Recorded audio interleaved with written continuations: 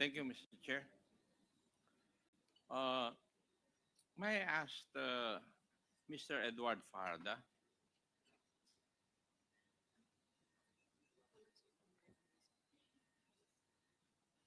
Uh, Mr. Farda, you were the special disbursing officer during the period when Vice President Sara Duterte was the Secretary of DepEd. Your Honor, Mr. Chair. Edward Farda, you're recognized.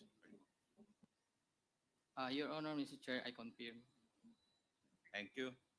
Uh, would you also confirm the three land bank checks, each amounting to 37.5 million, were issued to you as payee and were encashed by you? Would you confirm that? Mr. Farda, you are recognized. Your Honor, I confirm. Thank you. And would you also confirm that you certified the correctness of the liquidation reports on the use of the DepEd confidential funds and in fact issued the corresponding certification? Would you confirm that? Mr. Chair, pwede pong paulit lang po nung question regarding dun sa issue ng certification. Congressman Akop, please continue. Please repeat. Yes, Mr. Chair. Mr. Farda, can you did you certify to the correctness of the liquidation reports on the use of the DepEd confidential funds and in fact issued the corresponding certification? Mr. Chair, wala kaming kakampi dito, walang maka-point of order para sa amin. How can you ask a resource person without Madam giving him Vice- copies? Without giving him Mr. copies. Chair, point of Madam order, Vice Mr. Chair. President, please wait to be recognized. Give him copies. Point of order. What's the point of order of the Honorable Yes, Castro? Mr. Chair, Representative Acop is asking our resource person, why is it that the Vice President is batting? Yes, Yes, the ma'am. point No, of hindi order po is Kasi dapat wala uh, kaming kakampi ganon. proper. dito, ma'am. Pero dapat Walang pakinggan One muna minute maka-point of recess natin. declared by the order. chair. Well, point of order.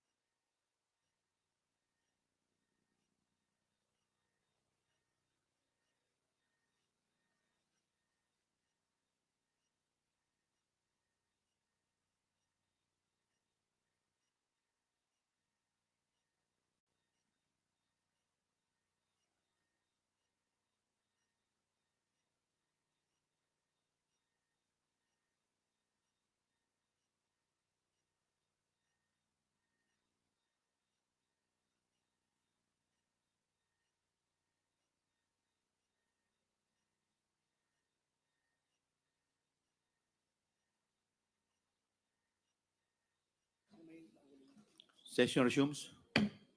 Please continue, Congressman Akop. Thank you, Mr. Chair. Uh, Before I proceed, I would like to ask COA. Sige. COA, would you agree that three land bank checks, each amounting to 37.5 million, were issued to Mr. Edward Farda as payee? Attorney Camora, you are recognized. Yes, Mr. Chair.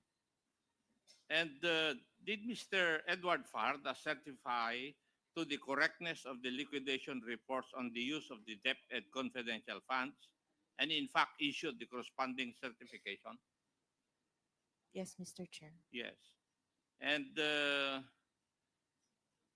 Mr. Fajarda and Madam Acosta also prepared the corresponding accomplishment reports for the use of the DepEd confidential funds? Would that be correct? Mr. Fajarda, yes, Mr. Chair. Could you please repeat your answer, Madam? For Mr. Fajarda for DepEd, Mr. Chair. Yes. Now, may I know, Mr. Edward Farda, si Miss Sunshine po ay asawa po ninyo? Yes, Your Honor, you're correct. Yes. And Miss Sunshine Farda ay nagtatrabaho rin doon sa office ng Vice President. During DepEd po, kasama po siya. Yes, thank you. Now, Mr. Chair, para lang ma-recall po natin, si Miss Sunshine ang pinangalanan ng ating mga resource persons natin nung mga nakaraang hearing na nag-abot ng payola money sa mga empleyado ng DepEd at sinasabi niya na ito ay galing kay Vice President Sara.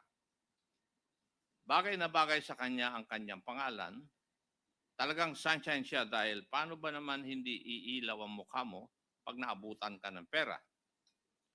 Meanwhile, si Mr. Farda naman ang pinapangalan nung nakaraang hearing na nung una ay nagproproseso ng payola money through land bank payroll accounts ng field personnel, pero due to supposed security reasons, hiningi niya ang personal ATM account numbers para doon na lang ipapadala ang payola ng field personnel, effectively bypassing the official documentation of all the transactions. In short, Mr. Farda, kayong mag-asawa ay nagtatrabaho para kay Vice President Sara. Tama po ba?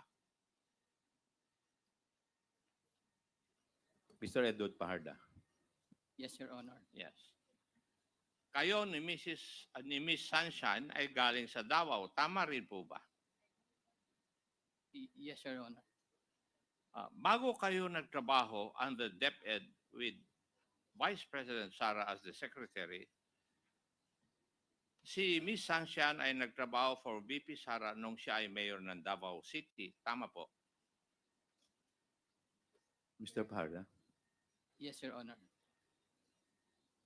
In other words, Mr. Farda, lumipat kayo ng Maynila to serve under the office of the Vice President and in DepEd. Tama rin po ba?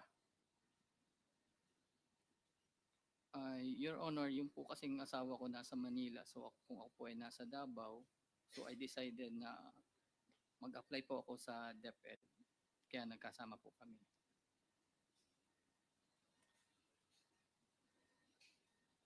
Noong si Vice President Sara ay nakabase po sa Davao as the City Vice Mayor, hindi po kayo part ng kanyang staff. Tama rin po ba? Tama po, Your Honor. In short, bago kayo naging SDO or Special Disbursing Officer ng DepEd, wala po kayo involvement kay Vice President Sara. Yes, Your Honor. Dahil sa inyong asawa, si Miss Sunshine, kayo po ay nakilala ni Vice President Sara. Tama rin po ba yun? Yes, Your Honor. Sa makatuwid, tama rin po ba na ang pagiging special dispersing officer ninyo ay ang first job nyo kay Vice President? Your Honor, executive assistant po ako bago po ako naging SDO. So, Special hindi ito Dispatch. ang first time na trabaho po ninyo kay Vice President. Executive assistant. Yes. Ang SDO appointment ang SDO ay isang appointment by the head of office. Would you agree with that? I believe po trust and confidence po. Oh, pero nag-appoint yung head of office. Opo. Thank you. In other words, pinili po kayo ni Vice President na maging special dispersing officer. Tama. By trust and confidence po. Okay. Mr. Chair, as we can see, isa lang ang credential ni Mr. Farda upang siya ay piliin ni Vice President Sara para maging SDO. Ito ay dahil siya ay asawa ni Miss Sunshine. Alam naman natin ang posisyon na SDO requires trust dahil malaki ang funds na involved dito. Sinabi na rin ni Mr. Farda yun. For the case of DepEd, kay Mr. Farda, unang ibinigay ang confidential funds na umaabot ng mahigit 100 milyon. Mr. Farda, are you a regular employee within the meaning of our civil service? Mr. Chair, executive assistant po is also appointed po ng head of the office of the agency, considered po as a regular employee. Considered as a regular employee and therefore covered po ng civil service rules. Would you agree?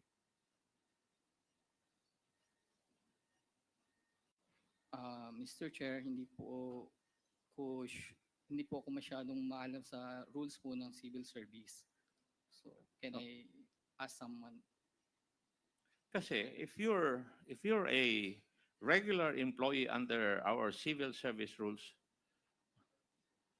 the fact that you are appointed in the DepEd as co-terminus with the Vice President and then Secretary of Education, are you trying to tell this committee that a co-terminus employee would be a regular employee within the meaning of our civil service rules? And if no naman, I think you would also be aware that under a joint circular, a special disbursing officer must be a regular employee. Yes, Your Honor. Okay, thank you. Now the question is, are you or do you consider yourself a regular employee despite your being a coterminous employee? Yes, Your Honor. So you are a regular employee. You consider yourself such. Okay. But as a coterminous employee, you serve at the pleasure of your principal. Tama rin. Yes, Your Honor. Meaning the principal is the vice president. Yes, And Your Honor. she can remove you from office at any point in time. Tama rin. Opo, Your Honor. Thank you. Mr. Chair, at the appropriate time, I wish to explore legislation on this matter because an SDO cannot be a coterminous employee. We have to remember that confidential funds, when granted to a civilian agency, is related to the functions of the agency itself. As such, the person handling it must be a career employee, preferably of that agency, so that we are certain where loyalty lies. Not just a coterminous employee where incentives are aligned towards ensuring that the principal is pleased with his or her performance. Do we have a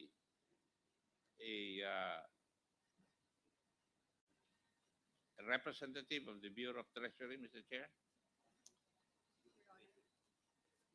Comsec? Your Honor, Bureau of Treasury was informed belatedly, but they will try their best to appear today, Your Honor. So they're not present today. Not present today, Your Honor. Kasi, Mr. Chair, ang tatanungin ko po sana is tungkol po dun sa fidelity bond. And the representative of the Bureau of Treasury is the appropriate or proper person to explain to us yung fidelity bond vis-a-vis the accountable officer. Your Congressman Honor. Nakop, I think the Bureau of Treasury, the representative of Bureau of Treasury is present. May I please recognize Attorney Jericho Cadorna, OIC for the Complaints and Investigation Division of the Bureau of Treasury, Your Honor. Nakapag-oath na po ba siya, Comsec? Previously, in the previous hearings, Your Honor, he has already taken his oath. Okay. Please take your seat, Attorney Cardona. Please proceed, Congressman Nakop. Thank you, Mr. Chair. Attorney, bago i-discuss po natin yung fidelity bond, maaari po ba ninyong explain sa amin o sa committee na ito at sa mga nandito ngayong araw na ito, ano ang accountable officer at sino po ang mga pwedeng maging accountable officer?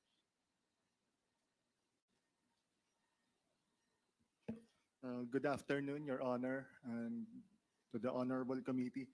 Your Honor, to answer the question of Your Honor, as for the Bureau of the Treasury in our fidelity bonding operations, to determine who is an accountable officer, we refer to the requirement of the public bonding law or the definition of the public bonding law as to who is an accountable officer.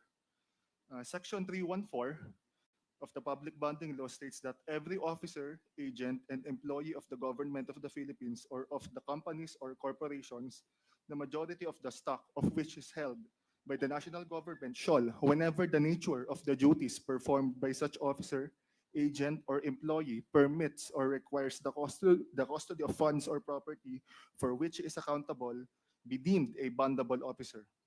And except as otherwise provided, every such person shall be bonded or bondable, and his fidelity insured in accordance with the public bonding law. With your definition, attorney, yung bang special disbursement officer ay isa sa mga accountable officers? As per my knowledge, Your Honor, in the operations of the Bureau of the Treasury, special disbursing officers are one of the officials who are considered bondable because of the fact that they are in custody or in possession of public funds or property. However, admittedly, Your Honor, as far as the legal service of the Bureau of the Treasury is concerned, we often recommend a different evaluation criteria because special disbursing officers are generally only designated additional accountable functions on top of their core functions, which ordinarily does not involve public